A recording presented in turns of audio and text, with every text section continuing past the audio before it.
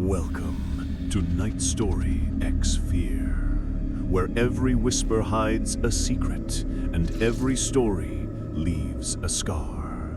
If you dare to listen, then like, share, and subscribe before the darkness takes you. And tell us in the comments what haunts you the most. NightStoryX Fear, where fear never sleeps. The shifting labyrinth of Blackwood Manor, Maine. Arthur Finch, a meticulous cartographer, inherited Blackwood Manor on a desolate cliff in Acadia, Maine.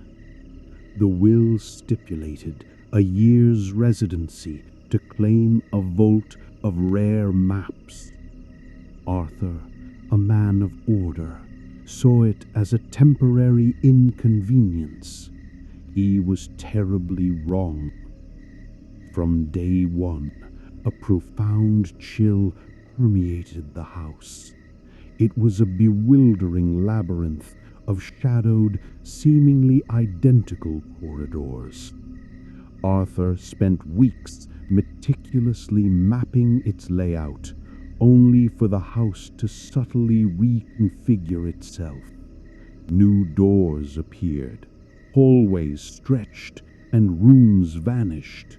It behaved like a living entity, its internal structure shifting while he slept, a monstrous organ growing within its stone shell. Subtle sounds began, a whisper like dry leaves, a distant creak where no one stood. Arthur, the rationalist, dismissed them as an old house settling, coastal winds, but the whispers grew, coalescing into his name, drawn out and fragile, Arthur. One evening, ascending a newly discovered spiral staircase to an attic he swore hadn't existed, he heard a child's melodic laughter tinged with profound sorrow echoing through the empty manor. He called out, his voice hoarse, but only a suffocating silence answered. His new journal meticulously documented the anomalies. An antique rocking horse appearing in an empty room, recurring dreams of an endless breathing maze, and most disturbingly, faint, child-sized handprints smudged on the dust-laden banisters, appearing and disappearing, as if a spectral child explored alongside him. The feeling of being watched intensified, fleeting shadows, ripples in reflections. His security cameras captured only static and dust motes. Yet, in playback, he'd glimpse subliminal distortions, a doorway momentarily blurring, a faint luminescence in a dark corner. Sleep became impossible. The whispers surged, forming nonsensical, intricate phrases around his name. Arthur, come find us. The walls remember. Don't leave us. He slept with lights on, furniture barricading his door, not to keep things out, but to keep himself in. One morning, a faded crayon drawing was tacked to his locked bedroom door, stick figures trapped in a dizzying maze, a larger, mournful figure at its center. Arthur's dread solidified, a tangible violation of his last sanctuary. He screamed, tearing through his maps. A new wing had appeared on the east side, a physical impossibility. The house was growing, consuming space, a tumor on the idyllic Maine coast. Desperate for answers, he ventured into the new wing. The air grew heavy, thick with the scent of damp earth and decaying flowers. The whispers became a chorus, a multitude of small, mournful voices begging, pleading for release. He followed the sound deeper into the expanding heart of the house. He found a vast, circular room he'd never seen. In its center, a weathered wooden cradle gently rocked, empty, yet the source of the voices. Looking up, he saw an enormous, intricate blueprint etched into the high ceiling, a map of an impossibly vast, infinite structure. Dotted throughout were hundreds of tiny, faded names scrawled in an ancient hand. Names of children vanished from Blackwood over centuries. As he stared, the room's walls shimmered, became translucent. He saw through them into other identical circular rooms, each with its rocking cradle, and in each the faint ephemeral outlines of small, sorrowful figures flickering. The house wasn't just growing, it was echoing its past history, trapping its past within an expanding nightmare. He looked at his hands. They shimmered, transparent. He was becoming part of the labyrinth, a new name for the impossible map. The whispers surged into a joyous crescendo. Arthur, you found us. Now you're home forever. The house pulled him, absorbed him, his essence dissolving into its endless, echoing walls. Another lost echo. The rocking cradle swung, waiting for its next occupant. Story 2. The Perpetual Gravedigger of Cypress Hill, Virginia. Cypress Hill, an ancient cemetery in Richmond, Virginia, was an island of forgotten stone and gnarled trees. Daniel Miller, a night watchman, always averted his gaze on his 3 a.m. walk home, wary of the legends of its ageless caretaker. One foggy morning, a figure blocked his path, an impossibly old man, with a face like carved granite, eyes absorbing the light, holding a freshly used shovel. "I'm the gardener," he rasped, his voice like rustling leaves. "The soil here requires constant attention to ensure they stay put and to welcome new arrivals." He tapped the shovel with a chilling thud. The encounter clung to Daniel. He began watching. The old man was always there, tending to unseen things in the mist. Curiosity, a dangerous seed, took root. Then a heinous crime shook Richmond. A young artist, Clara, found grotesquely murdered. Days after her funeral, Daniel found the gardener by a new unmarked plot, arranging night-blooming jasmine. "A new root for the soil," the gardener said, patting the earth. "Clara, she needed a new canvas. The earth here preserves things and reveals them." Daniel felt a cold prickle of unease. More disappearances plagued Richmond. A musician, a teacher, a baker. Each time, Daniel found a new unmarked grave meticulously cared for by the midnight gardener. He never saw funerals, only the gardener and freshly turned earth. Dread consumed Daniel. He saw the gardener in dreams, shovel raised, eyes knowing.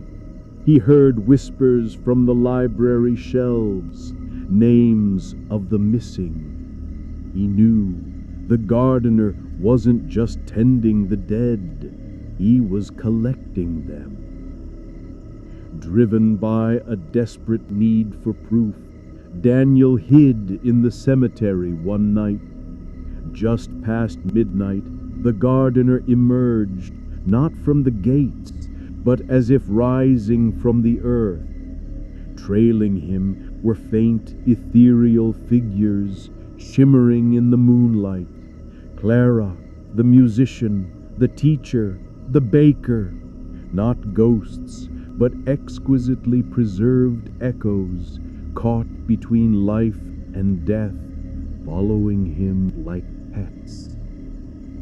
The gardener led them to the oldest section, to a massive, gnarled oak, its branches like skeletal arms. The tree pulsed with a faint green light. The gardener chanted, not to the air, but to the tree. As he chanted, the ethereal figures solidified, their faces settling into a serene, vacant emptiness. They were living statues. Then, true horror. The gardener pulled an intricately carved flute, playing a haunting, melancholic tune. The ground around the tree heaved. Thick, gnarled roots broke through the earth, reaching for the figures. They entwined around them, embracing them, pulling them down into the earth, into the living maw of the great oak. The figures offered no resistance. Their vacant expressions remained unchanged as roots enveloped them, absorbing them into the tree. Daniel watched Clara's preserved face disappear, consumed by grasping roots. He understood. The gardener was harvesting the recently deceased, feeding them to the ancient, monstrous tree, a sentient entity thriving on fresh essence. The tree was the master, the gardener its devoted servant. As the last figure vanished, the gardener turned. His unblinking eyes fell upon Daniel. No surprise, only ancient knowing. He offered his thin, humorless smile, then raised his shovel, pointing it directly at Daniel. The message was clear. Daniel had found the secret, and the old tree, forever hungry, was always looking for a new root. The music, echoing, beckoned. Daniel knew he was next, a fresh offering. He ran, but the roots beneath Cypress Hill had already begun to stir. Story 3. The Deep Resonance of Lighthouse Point, California. Dr. Vivian Shaw, a renowned acoustician, approached her inherited coastal cottage on Lighthouse Point near Big Sur, California, with scientific curiosity. Local legends spoke of a murmur, drowned voices trapped in its stones. Vivian, armed with state-of-the-art sound equipment, aimed to debunk it. The cottage itself, decaying on a precarious cliff, held an odd, heavy silence. Within hours she detected it, a low, persistent hum vibrating through the ancient stone walls. Not structural, not wind, but an internal resonance defying explanation. It was strongest in the foundation, near the cliff face where waves crashed. Her instruments, usually precise, strained, displaying wave patterns like distressed human vocalizations, distorted beyond recognition. Vivian dismissed it as interference. She was wrong. The murmur wasn't static. It changed. Over weeks, she discerned patterns, an impossibly slow, deep chant, an ancient dirge from the house's very fabric. Her own name, implied, resonated within the hum. Vivian. Her dreams became vivid, crushing water, salt taste, echoing screams. She'd wake gasping, the murmur louder. An inexplicable dampness, a brine scent clung to the air. One evening, in the murmur-saturated basement, a child's choked whisper cut through the hum. "Help us." Vivian's scientific attachment shattered. Nothing was there, only the vibrating hum. She recorded everything, filling reels. Signal processing revealed thousands of individual sound signatures within the hum. Complex vocal patterns. Filtering them, she extracted fragmented words, non-language, yet filled with desperate anguish. A chorus of eternal suffering. Faces appeared, fleeting reflections. Then, in the moisture on the cold stone walls, vague, spectral countenances, twisted in silent screams, gaunt, wide-eyed, mouths agape, translucent like deep-sea creatures, embedded in the cottage's material, undulating with the hum. Vivian's rational mind splintered. The impossible was real. The data confirmed it. She found her great-aunt's journals filled with frantic entries about voices in the walls, the hungry sea, and attempts to appease them. The last entry: "They want to pull me down to join their choir." The murmur surged, becoming a collective consciousness, a cacophony of pleas and wails demanding they wanted to tell their story. Souls lost to the unforgiving Pacific, bodies never recovered, their essence pulled into the earth beneath the cottage. The cottage wasn't a building, it was a living crypt, its stone saturated with final cries. The murmur was their song. The pervasive dampness became unbearable, her skin clammy, her throat parched. Her own voice sounded distant, muffled, underwater. One night the murmur crescendoed. The cottage vibrated violently.